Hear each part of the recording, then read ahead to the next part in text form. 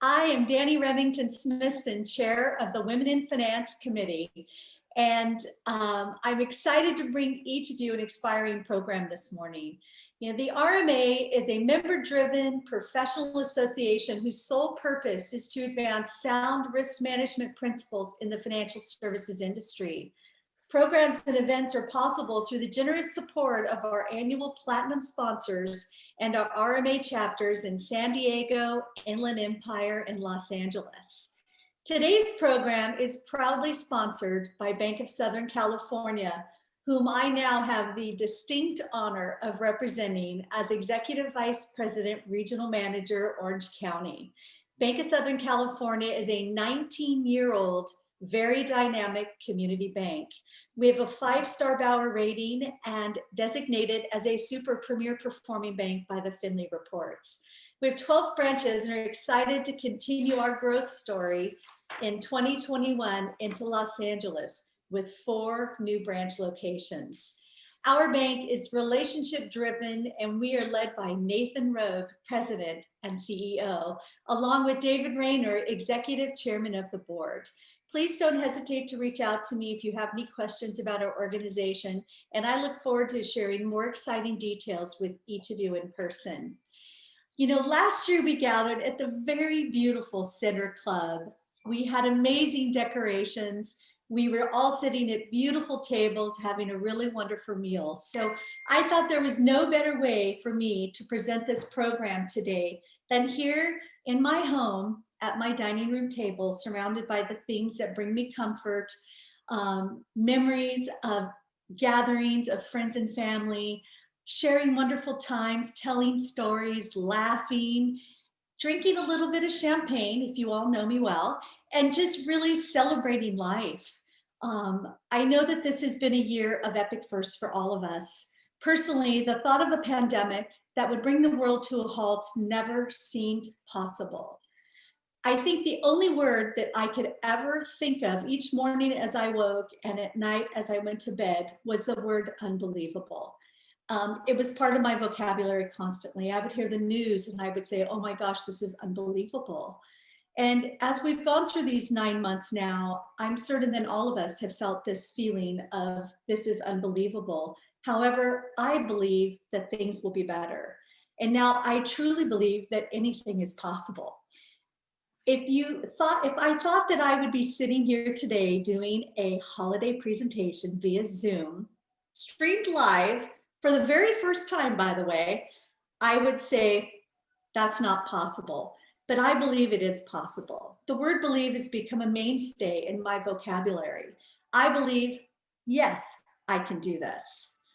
I believe that we have an amazing community too, and through connectivity and support, we can conquer anything together. I believe that staying connected to your family, friends, neighbors, coworkers, and community partners will keep you balanced and engaged. I believe that it is far greater to give than receive. I believe that supporting those in need brings really the greatest joy. I believe the greatest leaders are humble and kind. I believe that we will rise again to a more normal world. And I am very hopeful that we never forget those who have lost their loved ones during this tragic time. I believe in the power of prayer. I believe that purpose matters always. As a matter of fact, I'm certain our Michelle believes that anything is possible. I met Michelle last December and was instantly in awe of this beautiful person who had such purpose and determination. She's the executive director of the Southern California Hospice Association, an award-winning author, motivational speaker, and a 2-time stroke survivor. She, to me, is the epitome of a servant leader. She's tireless in her pursuit of delivering resources to caregivers, families, and patients confronting the final stages of life. She is nearly ready to open the doors at her first heavenly home in Orange County, dedicated to end-of-life care. I've personally toured the facility, and it is a home that is so beautiful and serene and peaceful. And I know that it'll be a remarkable success. And Michelle, I commend you for your dedication to this project. Michelle was the 2020 keynote speaker at the Greater Irvine Chamber of Commerce Women of Influence event. She received a standing ovation from 600 attendees. And Michelle, when you're done today, I'll be standing clapping for you, only you probably won't see me doing it. She's an amazing friend who inspired me to remember we only have today. Ladies and gentlemen, I am deeply honored to introduce Michelle Wulfestieg. And please know that we will be taking some Q&A afterwards. So I encourage you to please go ahead and submit questions for after our program. And now, it's all you, Michelle. Adore you. Thank you so much, Danny. I really appreciate your amazing introduction. It is such an honor to be here with you guys today and to share my personal story. So let me just get my screen up for you. And here we go. Okay, this too is my first time doing a virtual live presentation. So thank you so much. It's such an honor. You know, during this holiday season, in the midst of a pandemic, I believe that we all have a purpose. Even when we aren't in the middle of a pandemic, we all have a purpose. And no matter what obstacles we face, there is always a silver lining. And so today, I'm going to share my story of trials and triumph, and how with the right attitude, anything is possible. So believe it or not, as Danny shared, I am a 2-time stroke survivor. I have quite a story to share with you. I had my first stroke when I was 11 years old due to a rare congenital deformity that I was born with, known as an arteriovenous malformation, or abbreviated AVM. And so you can see it right there at the top of the screen. This is my brain scan, and basically what an AVM is, and this is how my doctor explained it to me. He said, imagine a large ball of twine with no beginning and no end that's all tangled up. Now imagine that ball of twine being in your brain. And as your blood pressure rises, those veins and arteries burst and cause hemorrhagic stroke. And so I was a perfectly normal, healthy child, or so we thought, up until the point I was 11 when I had my first stroke and had horrible symptoms of a pounding headache, felt like sledgehammers were pounding into the sides of my temples. I was vomiting and just very, very ill. And my mom thought I had the flu. Never in a million years would she had thought that I had this lesion in my brain. And so most AVMs are the size of a dime to the size of a quarter, but mine was the size of a sausage, and it went through 3 different lobes in the brain. It went through the motor strip on the left side, which controls right-sided movement. It went through the parietal lobe, which controls language and speech, and it went through the occipital lobe, which controls vision. And so the doctors said that it had to be radiated over the course of the next 3 years because it was inoperable. And so that's exactly what I did. I had my first radiation treatment about a month after I was diagnosed in 1994. And you can see there from the slide, I had an 8-pound metal helmet screwed into 4 places on my skull. And, you know, as a child, I wasn't prepared for what I experienced. I was told I could have ice cream and that it would be like a really quick overnight stay. And I had no idea what I was getting myself into. I had to wear that helmet for 8 hours, and the actual radiation treatment only took 10 minutes. With this type of radiation, it takes 6 months to 3 years for results to show. And so about 6 months after that radiation treatment, I started to experience drop foot on my right side, and then my right leg went completely dead. I had feeling, but I couldn't move it. I couldn't move my toes. 2 months after that, I lost the entire use of my right arm. And so what had happened is when they radiated, they zapped the motor strip on the left side of my brain, which caused permanent paralysis on the right side of my body. So suddenly I was handicapped. I was going into my first day of junior high. I was in a wheelchair. I had an arm sling, a leg brace. My face was swollen from the steroids. And went from being the most popular kid in school to someone who was teased. And it was a really horrible time for me. But children are resilient, and I was able to kind of find my strength through my family and my faith, and just kind of really pull it together. I went through my next treatment about a year later, and luckily there were no negative side effects. Um, and it came time for the third radiation treatment, and I was about 13 years old.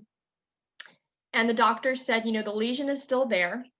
It's shrunk to about the size of a dime, but it's so deep into the brain that it's still inoperable. And if we do the radiation treatment, you're likely not going to be able to speak or understand language. So, what is the most important thing to a teenage girl other than boys? Talking on the phone, hanging out with friends, your social life. And so I told the doctor, there is no way that I am going to go through that third treatment of radiation and risk becoming more disabled than I already am. And he said, well, if you do that, you're probably not going to live to be 30 years old. And I said, well, doc, 30 is a long way away.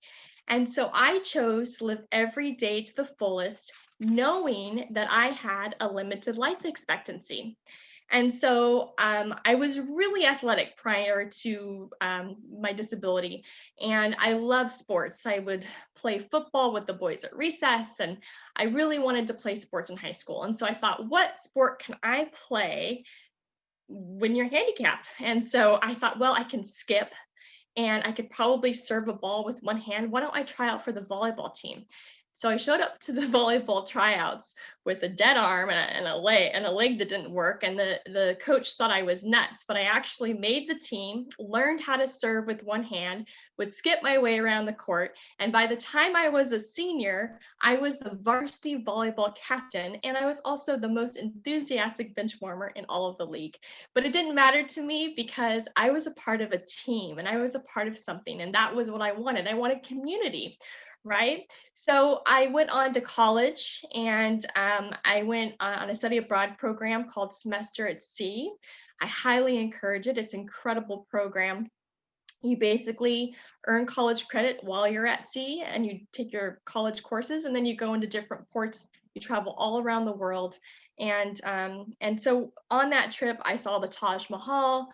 I climbed the Great Wall of China. I heard Fidel Castro speak in Cuba. I did service projects to kids who had been orphaned to AIDS. And, what I learned from that trip was that before I went abroad, I thought, what did I do to deserve this short life sentence? Why me? And I came back, and instead of feeling cheated, I felt incredibly blessed. I couldn't believe that we actually had running water, that we didn't have to boil first, and that we could open our refrigerator and we had access to fresh produce and grocery stores. And we have everything we could ever imagine here in America, aside from toilet paper with the pandemic. Sorry, I had to put that joke in there. But it really just allowed me to see that when you step outside of yourself, you realize that other people have it a lot worse than you do. And so I knew I had to serve in some capacity. I knew that my purpose, my short life, was designed to help other people who were suffering in some capacity. And so I desperately started looking for my purpose. I began volunteering. I went to different organizations and worked with autistic kids. And I moved to Washington, D.C. for an entire summer and volunteered 40 hours a week at a rape crisis center. And I just kept looking and looking for my purpose. And then I took a death and dying class. And a part of the assignment in that class was to volunteer for hospice. And so I was assigned to a patient who, like me, had also had a stroke. But unlike me, she was bedbound. She was paralyzed on one side, and she had severe aphasia, or difficulty speaking. And so I asked her, I said, what was the one thing that you loved to do before you got sick? And she said, I love to read, but I can't read anymore because the stroke has affected my vision. And I said, okay, why don't we start a book club? And so I'd go and I'd read to her once a week for an hour about great women in America. And I read to her every week until the week she died 2 months later. And the son asked me to give the eulogy at the funeral. So there I was, 21 years old, giving a eulogy I had only for about a woman I had only known for 2 short months. And afterwards, one of the sons came to me and said, there were things you said about my mom that I never knew because I never took the time to ask. And I thought, wow, what does it say about how we treat the dying? What does it say about how we treat the elderly, how we treat our own family? And I just knew I had to become a part of the hospice movement and really help people during their end of life journey. And so rewind a little bit, and when the professor says that, my patient passed away, he announced that actually another student's patient had passed away, and we were both asked to give the eulogy at the funeral. So my eyes looked around the classroom, and they locked eyes with this man named Steven, and I'm like, oh my gosh, he's the cute guy I've been looking at all semester that I'm too embarrassed to talk to.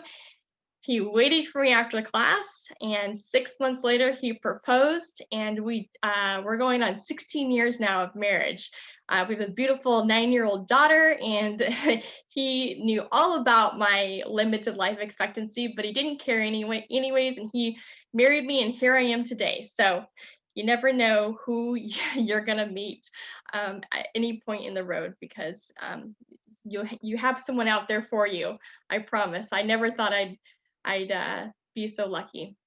So this is what my brain looked like in August of 2006. My husband and I were married in 2005. And so we knew that the EBM was still there. It's deep in the middle of the brain. It was just kind of like, I thought of it as a birthmark, it'll probably be the rest of my life. I won't notice it.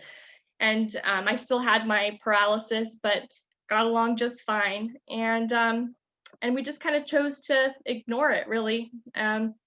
This is what my brain looked like 2 years later. And so that white mass that you see on the slide is actually blood on the brain. It's considered a massive catastrophic stroke. And as you can see from the slide, you have two hemispheres in your brain that are normally symmetrical. Mine was completely asymmetrical because there was so much blood. It just caused my brain to basically collapse on itself. And so I want to explain to you what happened the night I had my second catastrophic stroke. I was going to graduate school, and I was earning a master's degree from Chapman in organizational leadership. And my thesis wasn't due for another week, but I had a feeling in my heart I had to finish it that night. And so my first job out of college was with hospice, and so I was working for hospice still at the time. And I said goodbye to my coworkers in a way I normally don't say goodbye. It was very solemn, and I said goodbye, and I left. I went home. I typed up the final chapters of my thesis, took it down to Kinko's, and as I was following the associate to the printer, I started to feel myself spin up and out of my body. And somehow I was able to suck myself back in, and I followed the associate to the cashier. And when I got to the cashier, she was crying, and these huge tears were rolling down both of her cheeks. And I remember thinking, oh my gosh, what's wrong? I wish I could comfort her, but I don't feel good. Suddenly, the manager stormed out from behind closed doors and screamed at her in front of everyone. And I thought, what kind of leader am I not to say anything to this manager who's clearly misusing his power? But I don't feel good, and I feel like I'm going to pass out. And so I didn't say anything. I had 3 copies of my thesis. It was pouring down rain that night. I stood under the awning at Kinko's and held my thesis to my chest, looked down the street at the hospital, and thought, should I go to the hospital or should I go home? And I thought, no, I'm tired. I'm working full time. I'm going to school full time. I just need rest. So I drove home and looked on my computer, found the phone number to Kinko's corporate headquarters, filed a complaint against the manager, sat on my couch, and started going in and out of consciousness. My husband was home. He put me in the car, and he started driving me down the street and he knew I was not going to make it to the hospital. Instead of keep going to the hospital, he pulled into the fire station that they had built 3 months prior, ran to the front door in the pouring rain, pounded on the front door and said, "I think my wife's having a stroke. She has an AVM." And the last thing I remember was being put on oxygen, looking at the ceiling of the ambulance, having the paramedic stand or over me, right in front of my face, holding both of my shoulders, saying, "Michelle, stay with me. Stay with me, Michelle." And I remember thinking, this is it. I can't hang on anymore. I have to go. And so I went, and I was completely surrounded by light. And it was not a bright light, it was a warm, soft, glowing light. And it actually felt warm. It felt like it enveloped me. And I knew that this is where I had come from and this is where I now belonged. And suddenly I started to hear prayers. And at first, they were the prayers of my loved ones, asking for healing, asking for that I would live. And then they were prayers of what I believe were being lifted up to God from people all over the world for everything we ask for things, hope, healing, love, forgiveness. And I didn't want to leave this place because it was so comforting and so lovely and so warm. But I knew I had to go back. And I heard a voice that said, "I am with you always." And I thought, fine, I'll go back.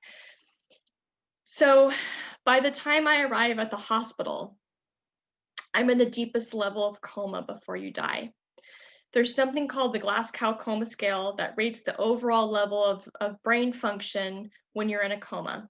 And a level 15 is the highest level, so you might still be able to communicate and answer questions. And a level 3, you're basically brain dead. And to put it in perspective, if you are an organ donor, donate life is called to harvest your organs when you are a level 3, okay? No, I'm sorry, you're a level 5. Donate life is contacted. So by the time I arrived at the hospital, I was a level 3. So I'm basically brain dead with no meaningful chance of recovery at all.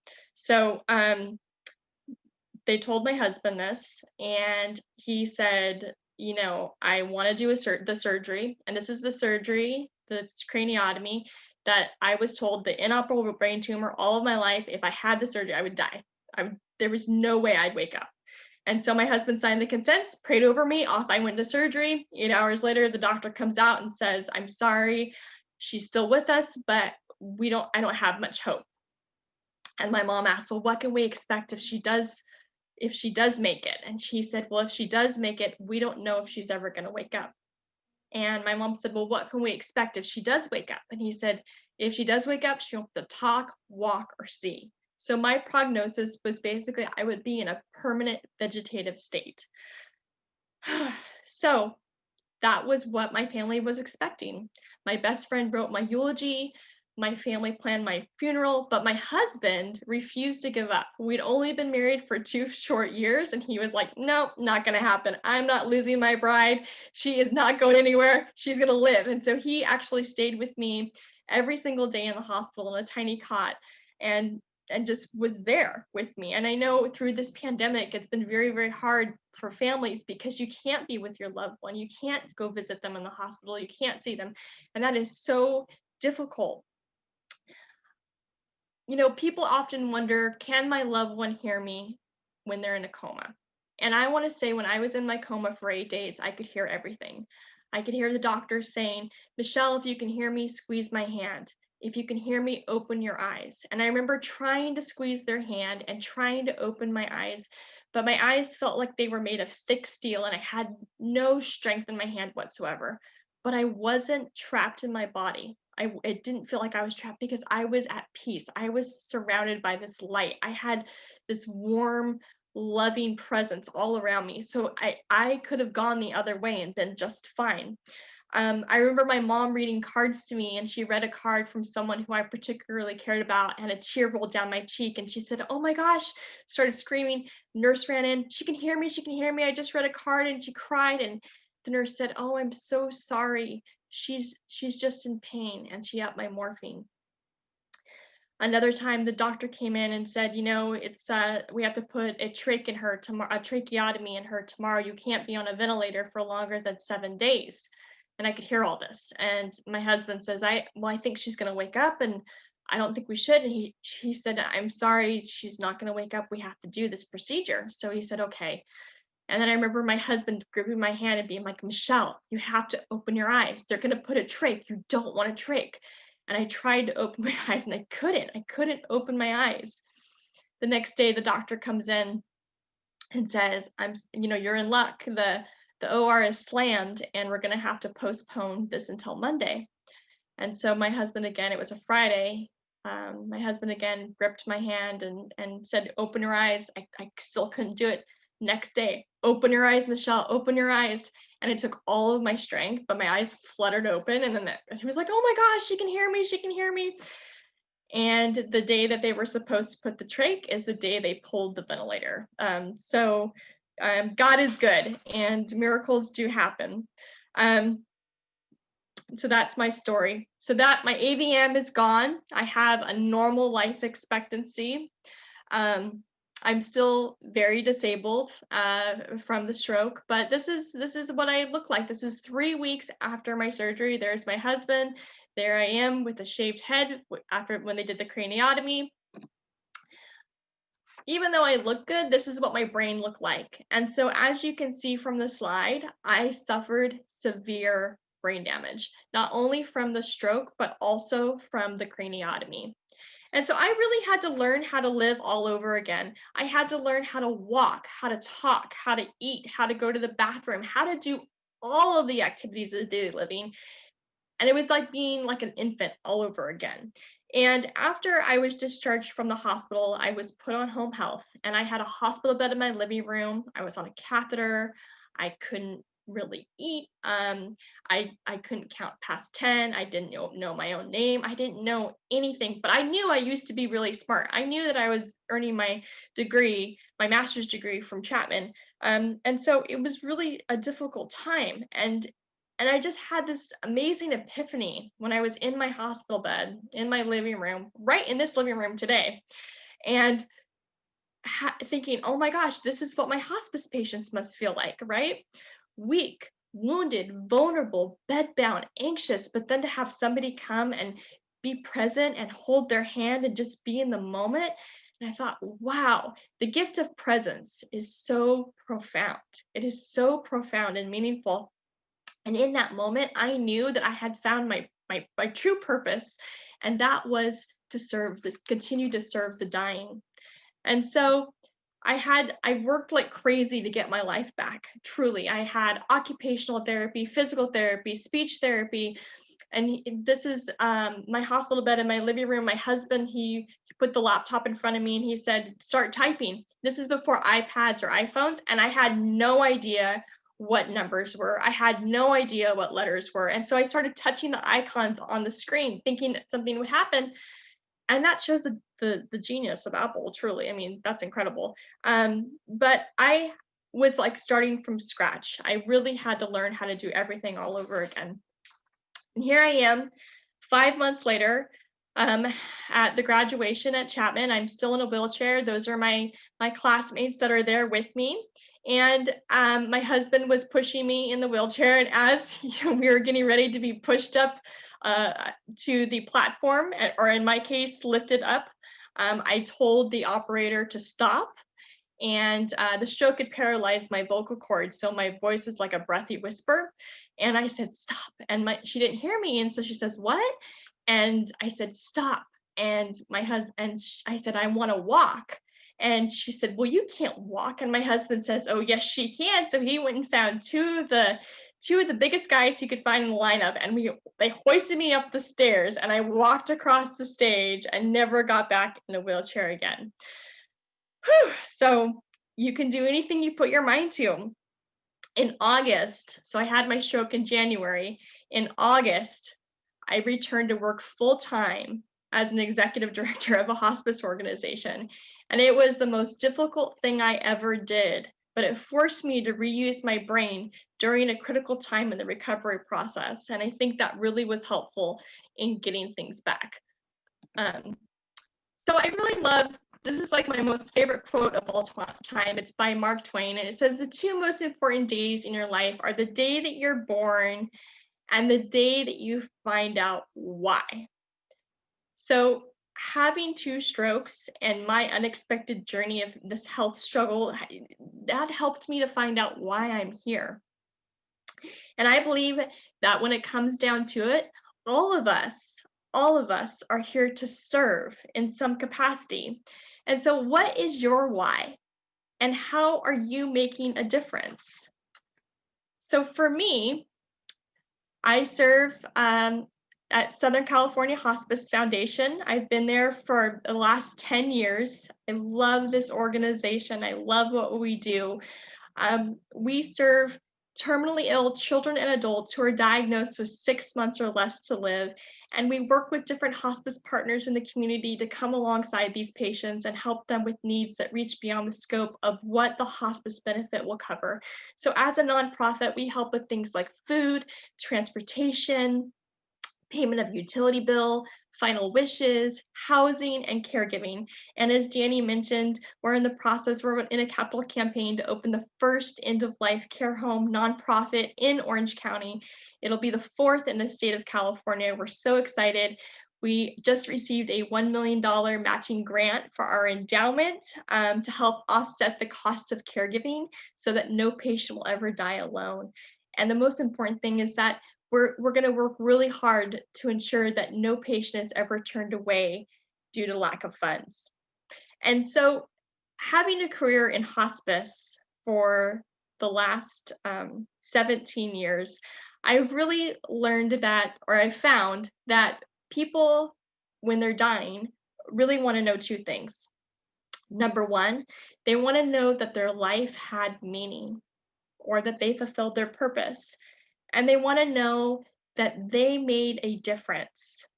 And so sometimes that difference is just as simple as saying, "I'm sorry," or asking for forgiveness, giving forgiveness, asking, "Will you forgive me?" So, what relationships in your life do you need to heal? Or what chances do you need to take? What passion do you need to pursue? What is it that God has put on your heart that you need to do? And so one of the greatest lessons that I've learned from working with the dying for so many years is, don't wait until you're dying to do these things. Do it now. Do it now. And so I've written a book called All We Have Is Today. And it's just a constant, it's a memoir, but it's a constant reminder that it's true. We don't know if there's a tomorrow. It's not guaranteed for any of us. All we have is today. And so the story is one of faith, it's one of hope, it's a story that demonstrates the divine lives within us all. And at the end of the day, we'll all look back and we'll all ask, did my life have meaning? And did I fulfill my purpose? And I'm here to say that you are here for a reason. This is a great quote, and I don't know who wrote it, but it says, maybe life isn't about avoiding the bruises. Maybe it's about collecting the scars to prove that we showed up for it. You would never know because I have so much hair, but I have a giant scar that goes down the middle of my skull, and I have 19 metal screws holding my skull together with a huge metal plate. It's my scar. It's my battle scar, and I share my story because I think people need to know that it's okay to struggle. It's okay to go through things, but as long as we can come out on the other side and find a meaning behind it, I think there's a reason why we go through what we go through. I truly believe everything in life, good and bad, happens for a reason, and that all of our experiences are pointing us in the direction of our divine destiny. And so 2020 has scarred us all. It's been a very, very tough year for us all. And, right now, maybe some of us are struggling with isolation. We can't be together today. Maybe loss of a job. Maybe you're like me and you've been struggling with homeschooling your children, pulling out your hair, trying to figure out how to make that work. Maybe the pandemic has turned a bad habit into an addiction. Um, Maybe you're just struggling from things from your past and it's all coming up, and it's really been a tough year for a lot of people. But you can turn any obstacle into an opportunity by having an attitude of gratitude and being grateful for what you have instead of focusing on what you don't have. And so I just wanted to close with this slide and just kind of give some tips on how to find purpose through COVID. Um, I want to encourage you to stay connected. And that's really hard, and it's you know you we want to have gatherings, we want to be here in person. I would love to be seeing your faces right now and connecting with you and giving hugs, because I'm a hugger and it's been really hard to be socially distanced and only give 6 feet. So I've been making a lot of phone calls, and instead of being online and doing text messages, I've been picking up the phone, going through my phone book and calling people who I haven't talked to in a while and asking them how they're doing and how I can support them and help them. If you are in need of support, you can always find a support group. There are many support groups in our community. There is a resource called 211, and it's a phone number you dial, so it's like 911, but it's 211, and it gives you information about anything you need. You can call and you can get information about a food bank, or you can get information about mental health resources, hospice resources, anything you need. You call them, and they will be able to point you in the direction of resources. You can also connect with your local church. I know a lot of churches are meeting outside and or doing support groups. We have a partnership with Mariners Church, and we do bereavement workshops for them. We also do virtual bereavement workshops for those who have lost a loved one.